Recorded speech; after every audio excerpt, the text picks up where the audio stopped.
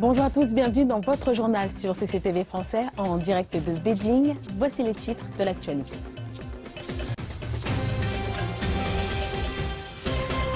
Au Myanmar, un glissement de terrain près d'une mine de jade fait 90 morts et plus de 100 disparus.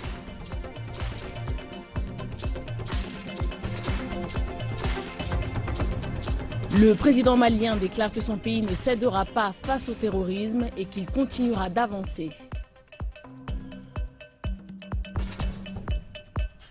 18 pays se réunissent pour le sommet d'Asie de l'Est à Kuala Lumpur, en Malaisie.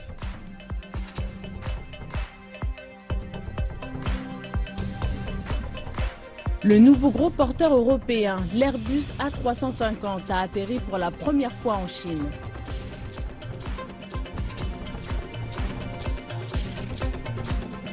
La Chine lance le premier satellite de communication du Laos depuis le centre de lancement de Xichang.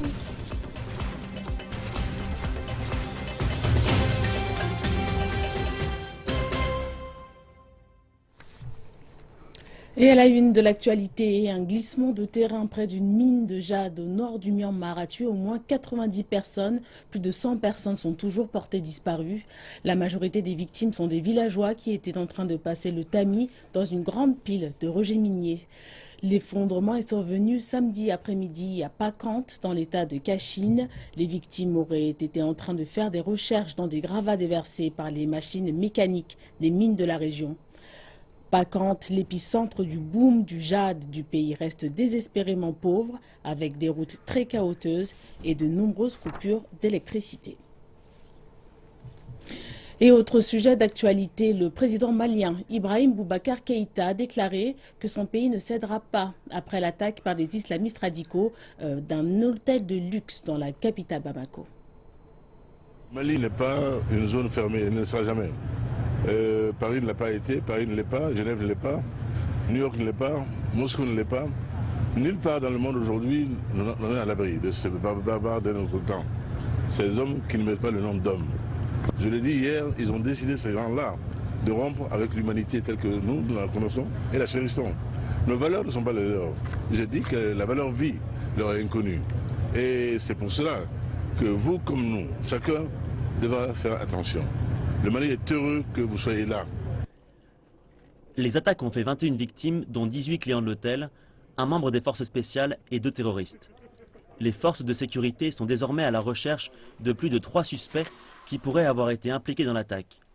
L'état d'urgence pour une durée de 10 jours a été déclaré dès vendredi minuit. Les groupes djihadistes Al-Mourabitoun et Al-Qaïda au Maghreb islamique ont revendiqué l'attaque, mais cela n'a pas été confirmé par les autorités maliennes. Le nord du Mali a été occupé par des combattants islamistes, certains liés à Al-Qaïda, pendant la quasi-totalité de l'année 2012. Ils ont été expulsés par une campagne militaire dirigée par la France, mais les violences ont continué. Et 3 cadres du groupe China Railway Construction figurent parmi les victimes de la prise d'otage de l'hôtel de Bamako, au Mali. Les 4 ont été identifiés. Il s'agit de Zhou Tianxiao, directeur général de la division internationale du groupe, de Wang Xuanshao, directeur général adjoint de cette même division, et de Zhang Xuehui, directeur général de la division Afrique de l'Ouest. Le président Xi Jinping a énergiquement condamné l'attaque et a appelé les agences gouvernementales à accroître leurs efforts pour protéger les ressortissants chinois à l'étranger. Le président a également appelé la communauté internationale à faire plus pour empêcher de tels actes violents. Par ailleurs, le Premier ministre Li Keqiang a présenté ses condoléances aux familles des victimes et ordonné aux départements concernés de gérer de manière appropriée les conséquences du drame. Et le ministère chinois des Affaires étrangères a confirmé que 4 autres ressortissants chinois avaient été secourus après avoir été retenus en otage lors de l'attaque qui a fait 21 morts. Le ministère et l'ambassade de Chine au Mali ont activé un mécanisme d'urgence quand ils ont appris ce qu'il s'était passé et sont entrés en contact avec les secteurs concernés pour les opérations de secours. Le ministère a indiqué que le gouvernement malien et la communauté internationale avaient fourni de gros efforts pour secourir les otages. Il a ajouté que la Chine condamnait fortement l'attaque. Le sommet d'Asie de l'Est a ouvert dimanche suite à la suite du sommet de l'ASEAN dans la capitale malaisienne. Les dirigeants de l'ASEAN ont rencontré leurs homologues des États-Unis, de Chine, de Corée du Sud, du Japon et d'autres pays. Le Premier ministre chinois Li Keqiang faisait partie des dirigeants présents à l'événement de cette année. Plus tôt, le vice-ministre chinois des Affaires étrangères a déclaré que la Chine appelait les nations d'Asie de l'Est à accélérer leur intégration économique ainsi que la préservation de la stabilité régionale. Ceci alors que la convergence économique régionale visait à rapprocher les liens. Le Premier ministre chinois Li Keqiang a également rencontré ses homologues d'Inde, d'Australie, du Laos et de Nouvelle-Zélande en marge des réunions de l'ASEAN. Le Premier ministre chinois Li Keqiang a déclaré que la Chine et l'Inde, les deux plus grands pays en voie de développement, avaient davantage d'intérêts en commun que de divergences. Citant les campagnes Fabrique en Chine 2025 et Internet Plus, et les programmes de l'Inde Fabrication en Inde et Inde Digitale, Li a déclaré que les deux pays disposaient de stratégies de développement compatibles avec de bonnes perspectives de coopération. Li a proposé une coopération élargie en matière d'échange et d'investissement, de la construction d'infrastructures et de services financiers et d'échanges de personne à personne. Il a déclaré que la Chine avait la volonté de travailler avec l'Inde pour récolter au plus tôt les fruits liés à la construction du couloir économique Bangladesh-Chine-Inde-Myanmar. Modi a déclaré que l'Inde avait également la volonté de renforcer la coopération avec la Chine dans les domaines des échanges et de l'économie, des sciences et technologies, des échanges de personne à personne, afin d'appuyer la coopération bilatérale et de promouvoir les croissances économiques mondiales et asiatiques. S'entretenant avec le Premier ministre australien Malcolm Turnbull, Li a déclaré que la Chine était prête à travailler avec l'Australie pour pousser la mise en place de leur pacte de libre-échange d'ici la fin de cette année. Li a précisé que la Chine accueillait davantage d'entreprises australiennes en vue d'investir et de démarrer des activités commerciales en Chine, espérant voir davantage de coopération dans les secteurs énergétiques, des infrastructures, de fabrication d'équipements et de développement des océans. Turnbull a déclaré que l'accord de libre-échange constituait une étape importante vers des liens bilatéraux et apportait des bénéfices tangibles aux deux peuples. Il a déclaré que son pays voulait promouvoir la coopération avec la Chine en matière politique, économique, de défense et de construction urbaine. Lors de sa réunion avec le Premier ministre du Laos, Tongsin Tamavong, Li a précisé que la coopération bilatérale avait porté ses fruits de façon plus que positive dans des secteurs tels que la construction de la ligne ferroviaire Chine-Laos ainsi que le lancement du premier satellite laotien depuis la Chine. Il a appelé à de nouveaux progrès dans les domaines de coopération économique, des voies rapides de circulation, ainsi que dans des projets d'infrastructure. Le Laos prendra l'année prochaine la présidence tournante de l'ASEAN et le Premier ministre laotien a déclaré que son pays ferait la promotion active de projets qui renforcent la connectivité entre l'ASEAN et la Chine. Li a salué les effets positifs tirés de l'accord de libre-échange entre la Chine et la Nouvelle-Zélande lors de sa réunion avec son homologue néo-zélandais John Key. Li a déclaré que la Chine avait encouragé ses entreprises à participer à des projets d'infrastructure dans les transports et la reconstruction post-catastrophe et espérait que le gouvernement néo-zélandais faciliterait leur accès. Qui a déclaré que son pays et la Chine discuteraient d'une amélioration de leur accord de libre-échange et coopéreraient davantage en matière d'éducation, de tourisme et dans le secteur de l'aviation. Qui a ajouté que les deux pays devraient mener des consultations sur le changement climatique et d'autres affaires internationales d'importance. Presque toutes les grandes puissances considèrent l'aide étrangère comme un moyen de montrer leur capacité et leur sens des responsabilités en ce qui concerne leurs obligations internationales. Ces dernières années, la Chine a pris des engagements forts concernant l'aide extérieure. Elle a forgé des relations intenses avec un certain nombre de pays africains. Quand l'épidémie du virus Ebola a éclaté en mars 2014, la Chine avait été à l'avant-garde du soutien médical aux pays affectés. Il s'agissait du plus grand programme d'aide médicale jamais mis en œuvre par la Chine à ce jour, qui a ouvert un nouveau chapitre dans l'histoire de l'amitié sino-africaine et de l'aide internationale. Ebola n'est pas un virus nouveau. Il est déjà apparu plusieurs fois depuis 1976. Mais l'épidémie de 2014, dans des pays comme la Guinée, le Libéria et la Sierra Leone, est très inhabituelle. En 2014, l'OMC a déclaré l'état d'urgence international. En quelques mois, l'épidémie a fait des milliers de morts. L'OMS a tiré la sonnette d'alarme et la Chine a immédiatement déployé toute l'aide humanitaire d'urgence nécessaire. La situation est assez sévère au-delà des capacités des pays affectés. Le temps, c'est la vie. La communauté internationale doit agir maintenant. Cet été, l'efficacité de la Chine a provoqué l'admiration dans le monde entier. Le gouvernement chinois a loué 23 avions, volant à travers 3 continents et dans les espaces aériens de 18 pays, pour transporter médicaments, matériel médical, vêtements protecteurs et thermodétecteurs. Pour ces nations africaines, cette aide a été cruciale. L'OMS a salué les actions de la Chine.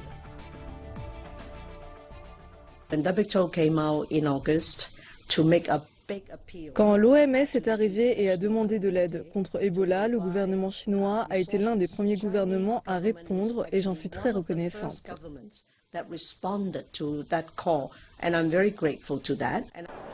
Il s'agissait de la plus grande opération humanitaire menée par la Chine à l'étranger jusqu'à ce jour, car la crise elle-même était d'une ampleur sans précédent. Plus de 1000 experts et personnels médicaux de l'armée ont été envoyés dans ces pays au péril de leur vie pour soigner les malades. En septembre 2014, la Chine a acheminé en Sierra Leone un laboratoire de biologie P3, le seul centre de traitement Ebola du genre, dirigé par un pays étranger au Libéria. Les équipes médicales chinoises en Guinée, Libéria et Sierra Leone sont restées sur place malgré l'épidémie. De nombreux patients étaient dans des situations critiques quand les Chinois sont arrivés. Mais grâce à leurs bons soins, ils ont pu guérir. Le personnel médical chinois a forgé un lien affectif avec la population locale qui a beaucoup ému les dirigeants de ces pays.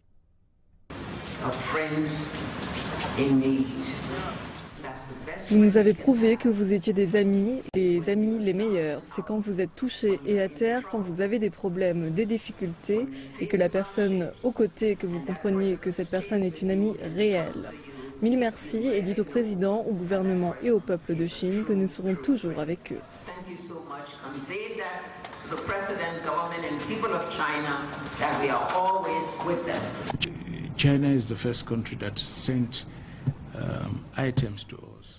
La Chine a été le premier pays à avoir envoyé de l'aide médicale, et même avant l'épidémie, car quand elle a été annoncée, nous étions dans un état d'impréparation.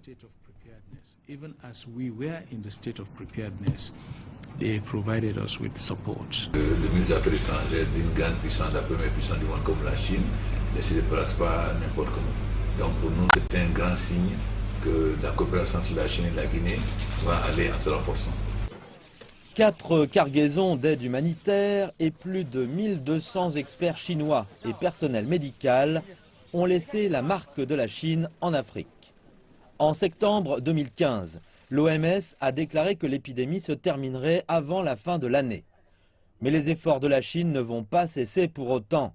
La Chine communique avec les nations africaines affectées pour préparer la reconstruction après l'épidémie et sur d'autres sujets de coopération. La Chine va continuer à jouer un rôle constructif dans le développement et la revitalisation de ces pays. La lutte contre Ebola a démontré le sens des responsabilités de la Chine en tant que grande puissance. Et ce genre d'aide est de plus en plus précieux avec les catastrophes qui se sont multipliées ces dernières années. Merci de nous retrouver pour la deuxième partie de cette édition. Nous reprenons avec un sujet économique. Le yuan chinois est devenu la seconde monnaie la plus utilisée dans les échanges commerciaux dans le monde. Il devrait faire son entrée dans le panier de monnaies de référence du SDR qui compte déjà le dollar américain, l'euro, le yen japonais et la livre sterling. Le président chinois Xi Jinping a déclaré que cela allait perfectionner le système actuel et stabiliser la structure financière mondiale. Voici le siège de la Banque de Chine à Londres. Les traders procèdent à des transactions en yuan pour le monde entier, des transactions qui sont de plus en plus nombreuses. Nous avons eu par jour en moyenne 61 milliards de dollars en volume d'échange l'an dernier, soit beaucoup plus que les années précédentes. Londres va jouer un rôle important dans le processus de mondialisation du yuan. En plus du trading, plus de produits sont disponibles en yuan. Le mois dernier, le premier bon vert nominé en yuan à Londres a été introduit à la Bourse de Londres. Cela a remonté l'influence du yuan et a aussi fourni un instrument d'investissement pour le marché, spécialement quand les taux européens sont bas. Le bon sur un an a un retour de 3,1%, tandis que les eurobonds ont un retour de moins de 0,3%. C'est un contraste saisissant. Nos bons sont les meilleurs. De plus, l'usage grandissant du yuan pour les règlements interfrontaliers a apporté de nouvelles opportunités de financement et réduit les coûts des processus d'échange étrangers. Les entreprises disent que cela va apporter plus de croissance. La monnaie est en cours d'internationalisation. La Chine joue un rôle majeur dans l'économie mondiale. Ce n'est plus un pays isolé. Si la demande chinoise baisse, les exportations des autres pays s'écroulent. Les actions, qui sont propres à maintenir le rythme de croissance et à soutenir la consommation, sont toutes les bienvenues. Le Fonds monétaire international a dit la semaine dernière que le yuan possède les critères requis pour être inclus dans le panier des droits de tirage spéciaux, qui est un mécanisme permettant aux participants de renforcer leurs réserves en cas de besoin. Le président chinois Xi Jinping a salué l'initiative, disant qu'elle allait renforcer le système mondial et la stabilité financière. Le président chinois Xi Jinping a souligné au sommet des PDG de l'APEC que la Chine allait continuer à ouvrir son économie. Le secteur de l'assurance joue un rôle majeur dans cette politique d'ouverture. Les compagnies d'assurance étrangères y bénéficient quasiment du même traitement que les compagnies locales. L'Australien In Xiaosong a été parmi les premiers assureurs à se lancer sur le marché chinois. Il est de fait un témoin privilégié de l'évolution du secteur chinois de l'assurance. Nous bénéficions désormais de quasiment le même traitement que les compagnies d'assurance locales, en particulier dans des domaines tels que l'assurance vie et l'assurance habitation, et également en termes de type de couverture, de région et de ligne de produits. Les différences s'amenuisent. Swiss Re fait partie des premières compagnies étrangères à s'être implantées sur le marché chinois. Elle est actuellement leader de la réassurance en Chine, où à ses yeux, la marge de développement est encore immense. Le rythme est l'un des caractéristiques. Le moteur de développement que nous avons eu ces dernières années n'est pas comparable avec celui des autres marchés.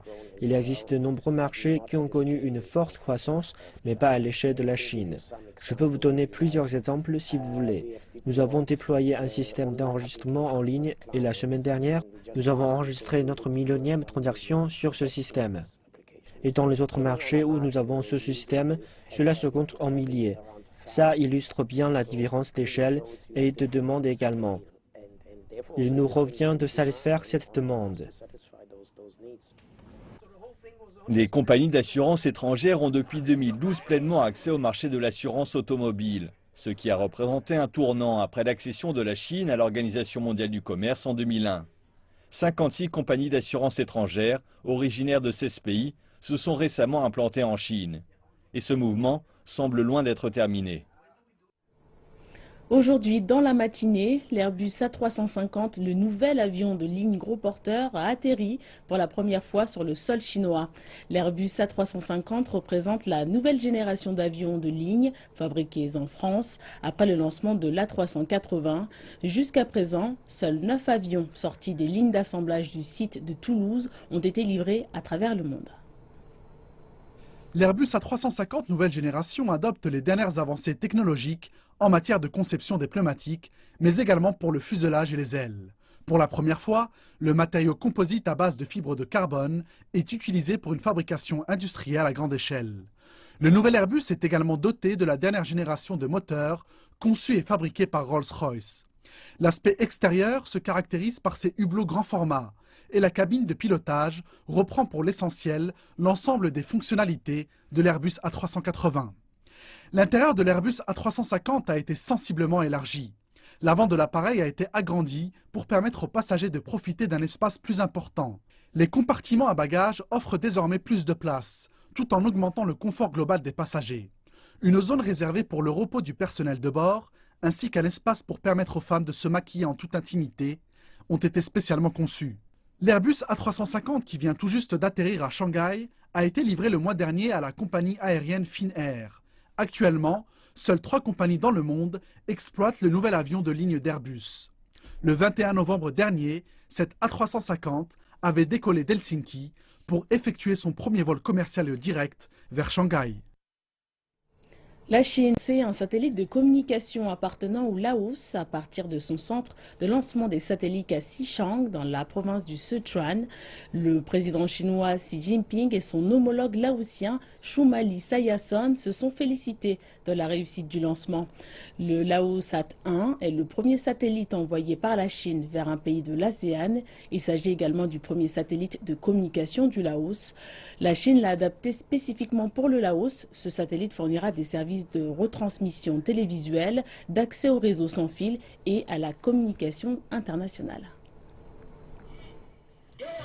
Ce satellite jouera un rôle important pour un pays qui est toujours dans les premières phases de développement de la communication. Le design du Laosat 1 est basé sur les technologies existantes de la Chine, qui prennent principalement exemple sur la plateforme Dongfeng 4, satellite de communication avec des fonctions puissantes. Mais ce n'était pas le meilleur choix pour le Laos. Zhou Zhicheng, directeur du département des communications de satellites de l'Académie chinoise de la technologie de l'espace, est l'ingénieur en chef de ce projet. Dongfeng 4 est trop grand pour le Laos. Nous avons donc adapté un meilleur design en réduisant les coûts de performance. Par exemple, dans le passé, nous utilisions une batterie en nickel-métal dans le système de puissance. Un générateur pesait plus de 230 kg. Aujourd'hui, nous utilisons une batterie en lithium-aluminium, réduisant le poids à moins de 100 kg. Grâce à cette découverte technique, le poids total du satellite pèse moins de 4 tonnes. Il s'agit cependant d'une tâche importante avec de grandes attentes. Autrefois, le Laos louait des satellites d'autres pays. Aujourd'hui, le pays possède son propre satellite. Les gens peuvent apprécier davantage de programmes de télévision. En plus, de nombreuses zones montagneuses situées dans le nord du Laos n'avaient pas accès à de telles communications. Grâce à ce nouveau satellite, la population des montagnes pourra apprendre davantage sur le monde extérieur. Ce satellite fournit également des services de réseau sans fil, des services de données à haute vitesse au Laos et d'autres pays le long de la route de soie maritime. Cela deviendra une importante plateforme pour l'information et la connectivité culturelle entre ces pays. En plus du satellite, la Chine a aidé également le Laos à construire une station terrestre satellite. Ce projet a permis à de nombreux techniciens laotiens de venir en Chine pour se former lors de la période de construction. Et c'est la fin de cette édition. Merci de nous avoir suivis. L'actualité continue dans 1h30. Excellente suite de programme.